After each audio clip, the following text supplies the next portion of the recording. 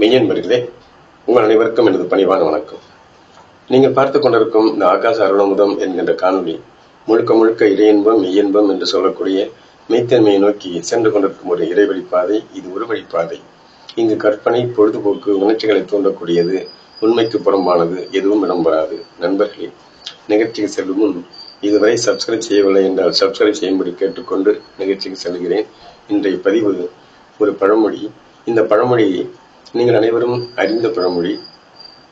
நித்திய கண்டம் பூரண ஆயுள் என்பதுதான். இந்த பழமொழிக்கான ஒரு பொருள் நாம் என்ன கொண்டிருக்கிறோம் என்றால், வாழ்ந்து கொண்டிருக்கிறோம், ஆனால் இந்த கண்டம் என்று சொல்லக்கூடிய துன்பத்தோடு வாழ்ந்து கொண்டிருக்கிறோம் என்பதுதான் நாம் இங்கே புரிந்து கொள்கிறோம். ஆனால் இதற்கான விளக்கம் வேறு.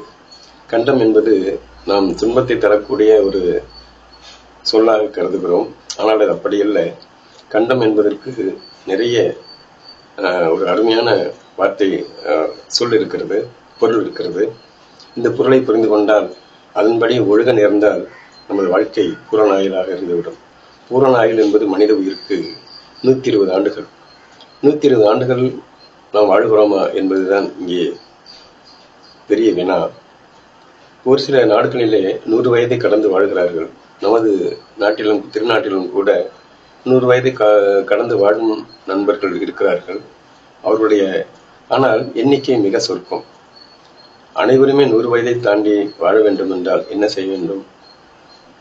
நித்திய கண்டம் என்று சொல்லக்கூடிய நிலையை மேற்கொள்ள வேண்டும். நித்திய கண்டம் என்பது, இந்த கண்டம் என்பது மிகப்பெரிய ஒரு சொல். இதற்கான பொருளை தான் இப்பொழுது நாம் காண இருக்கிறோம். பூரண ஆயுள் வாழ வேண்டும். அனைவரும் உடல் நலத்தோடு இருக்க வேண்டும், மனநலத்தோடு இருக்க வேண்டும். இந்த உயிர் இந்த தேகத்திலே நீடிக்க வேண்டும் என்ற பேரவா எல்லாருக்கும் இருக்கிறது. ஞான பெருமக்கள் அனைவருமே உணர்ந்து செயல்பட்டார்கள். எனவே அவர்கள் அனைவருமே, யோகிகள் அனைவருமே 100 வயதை கடந்து எளிதாக வாழ்ந்தார்கள். நம்மால் முடிகிறதா என்றால் முடியவில்லை. அதற்கான விளக்கத்தை காண இருக்கிறோம் சுருக்கமாக. இந்த கண்டம் என்பது என்ன? நித்திய கண்டம் என்பது, கண்டம் என்பது அலி என்று பொருள். அலி என்று இருக்கிறது, அரி என்று இருக்கிறது, மண்டிலம் என்று இருக்கிறது, தாமரை என்று கூட இருக்கிறது, யானை, புலி, சந்திரன், சூரியன் என்று நிறைய வார்த்தைகள் இதற்கு உள்ளே அடங்கியிருக்கிறது. ஆனால் இதற்கான விளக்கம் நாம் அதிகமாக சொல்ல வேண்டிய அவசியம் இல்லை. ஒரு சில விளக்கங்களை மட்டும் பெற்று நாம் இப்பொழுது இந்த கருத்தை நிறைவு செய்வோம். நண்பர்களே, இந்த கண்டம் என்பது என்ன என்றால், அலி என்பது என்ன? அலி என்பது தேன். இந்த தேனை நித்தியம் என்பது தினசரி. தினசரி இந்த தேனை நாம் உட்கொண்டால் நமது வாழ்நாள் நீடிக்கும், பூரண ஆயுளை பெறலாம் என்பதுதான். இந்த தேனிலே அவ்வளவு மகத்துவம் நிறைந்திருக்கிறது.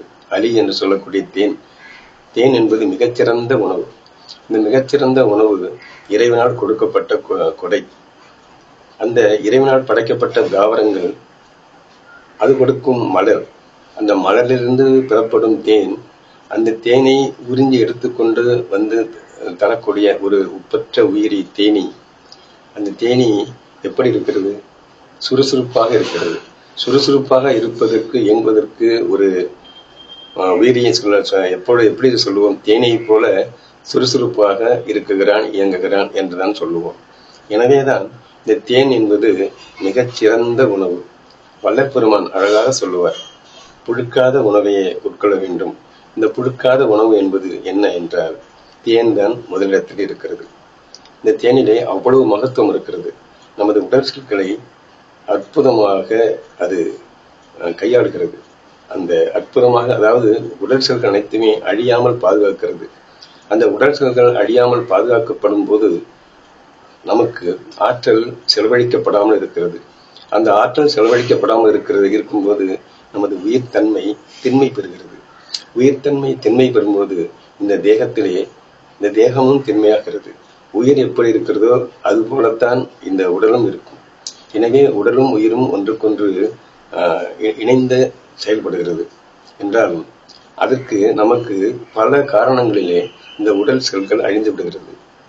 மனம் என்கின்ற ஒரு சொல் இருக்கிறதே, இந்த மனம் என்ற நிலையிலே நாம் பலவற்றை போட்டு குடைத்து கொண்டு அந்த குழப்ப நிலையிலே வாழும்போது நமது தீவிர சிந்தனையாலும் தீவிர அதாவது கட்டுப்பாடற்ற எண்ண ஓட்டங்களாலும் அந்த எண்ண ஓட்டம் வழியாக ஏற்படக்கூடிய தீய குணங்களினாலும் நமக்கு நிறைய செல் பாதிப்பு சொல்லக்கூடிய செல் அழிவு ஏற்படுகிறது.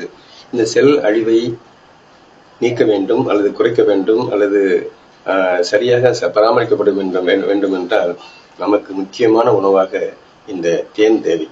வள்ளல் பெருமான் அடிக்கடி கூறுவார், புழுக்காத ஒரு உணவு வேண்டுமென்றால் அது தேன். இந்த தேன் தான் எக்ஸ்பைரி இல்லாத ஒரு உணவு. இப்போ நீங்க எந்த பொருள் வாங்கினாலும், இந்த கடையில் வாங்கினாலும் அதில் எக்ஸ்பைரி டேட் இருக்கும். ஆனா இந்த தேனுக்கு மட்டும் எக்ஸ்பைரி டேட்டே கிடையாது. எப்பொழுது எத்தனை வருடம் வேண்டுமானாலும் பாதுகாப்பாக இருக்கும் என்றால் இந்த இறைவனின் அருண் செயலை, இந்த கொடை செயலை என்னவென்று சொல்வது நண்பர்களே. எனவே இந்த தேன் தான் மிகச்சிறந்த உணவாக இருக்கிறது. இதை தினந்தோறும் நாம் அருந்தி வந்தால் நமக்கு பூரண ஆயுள் என்பது தெல்ல தெளிவாக வந்துவிடும், தெளிவாக கிடைத்துவிடும். பூரண ஆயுள் என்பது 120 வருடங்கள். 120 வருடங்கள் வாழ முடியாவிட்டாலும் 100 வயதை கடந்தாவது வாழலாமே. எனவே இந்த தேனை புரிந்து கொள்ளுங்கள். தேனை எடுக்கக்கூடிய அந்த தேனியை படைத்து அந்த தேனி நமக்கு அழகான உணவை கொடுக்கிறது. அந்த தேனி என்ற உயிரியை நாம் போற்றுவோம், அதை பாதுகாப்போம். அந்த தேனி என்ற உயிர் இல்லை என்றால், தேன் இல்லை என்றால், அதாவது இந்த தேனீக்கள் இல்லை என்றால் இன்னும் சில விஷயங்கள் இருக்கிறது. தேனை மட்டும் கொடுக்கவில்லை, அது நாம் இன்னும் இந்த காய்கறி இருக்கு இல்லையா, அந்த காய்கறி விளைவதற்கு முக்கிய காரணமாக மகரந்த சேர்க்கை என்ற நிகழ்வு ஏற்பட வேண்டும். அந்த மகரந்த சேர்க்கை ஏற்படுவதற்கு கூட இந்த தேனி தான். இந்த தேனி இல்லை என்றால் உலகம் வெகு விரைவாக அழிந்துவிடும். ஏனென்றால் இந்த தேனீக்கள் தான் தேனை கொடுக்கிறது மட்டுமல்லாமல் நாம் உண்ணும் உணவை, இந்த காய்கறி என்று சொல்லக்கூடிய வெஜிடபிள்ஸ் இருக்கு இல்லையா, அதை பெருக்குவதற்கான வழிமுறைகளை செய்கிறது என்பதுதான் நிதர்சனமான உண்மை, நீங்கள் அறிந்த உண்மை.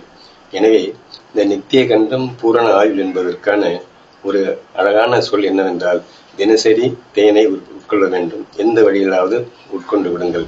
அப்படி தேனை உட்கொள்ளும் போது பூரண ஆயுள் கிட்டும் என்பதுதான் இங்கே வழங்கப்பட்ட இந்த பழமொழியின் ஒரு நோக்கம். இதை நாம் தவறாக கையாளுகிறோம். தவறாக கையாளாமல் இதை சரியான முறையிலே, தேன் என்ற உணவு மிகச்சிறந்த உணவு, இந்த தேனை உண்ணுவோம், தேனை உண்டு பூரண ஆயுள் பெறுவோம் என்பதை கூறி விடைபெறுகிறேன். மீண்டும் இன்னொரு நல்ல நிகழ்ச்சியில் சந்திப்போம். எனவே நித்திய கண்டம் என்பது தேன். அது மட்டுமல்ல, கண்டம் என்பதற்கு கழுத்து என்று பொருள் இருக்கிறது. ஏன் கழுத்து அங்கு இருக்கிறது என்றால், கழுத்திலேதான் ஆகாச சக்தி இருக்கிறது. இந்த தேனிலேயும் ஆகாச சக்தி நிறைய இருக்கிறது. ஆகாசம் என்பது இறைப்பொருளாகிய முதற் பொருள். இதை பற்றி கூற வேண்டும் என்றால் ஒரு மணி நேரம் பேசலாம். எனவே தேவையில்லை. கழுத்து பகுதி விசுக்தி என்று சொல்லக்கூடிய நிலை. அந்த விசுக்தி என்று சொல்லக்கூடிய நிலைதான் ஆகாச நிலை. அந்த ஆகாச நிலையை உற்பத்தி செய்யக்கூடியது, அதிக அளவிலே பெறக்கூடிய நிலை தேன் தான். அந்த தேனில் தான் ஆகாச சக்தி நிரம்ப இருக்கிறது என்பதை புரிந்து கொண்டு நாம் தேனை தினந்தோறும் உண்ணுவோம். தேனை உண்ணும் போது நமக்கு பூரண ஆயுள் கிடைக்கும் என்பதை கூறிக்கொண்டு மீண்டும் ஒரு நல்ல நிகழ்ச்சியை சந்திப்போம். எனவே நித்திய கண்டமாக இருப்போம். நித்திய கண்டம் என்பது தினசரி தேனை உண்ணுவோம், நீண்ட ஆயுள் பெறுவோம். குறைந்தது 100 வருடமாவது வாழ்வோம். 120 ஆண்டு காலம் வாழ முடியாவிட்டாலும் 100 ஆண்டு காலமாவது அனைவரும் வாழ வேண்டும். மன நிறைவோடு வாழ வேண்டும், உடல் நலத்தோடு வாழ வேண்டும் என்று விரும்பி எங்கும் நிறைந்திருக்கும் இந்த பரம்பொருளை இறைஞ்சி விடைபெறுகிறேன். மீண்டும் சந்திப்போம் நண்பர்களே. நன்றி.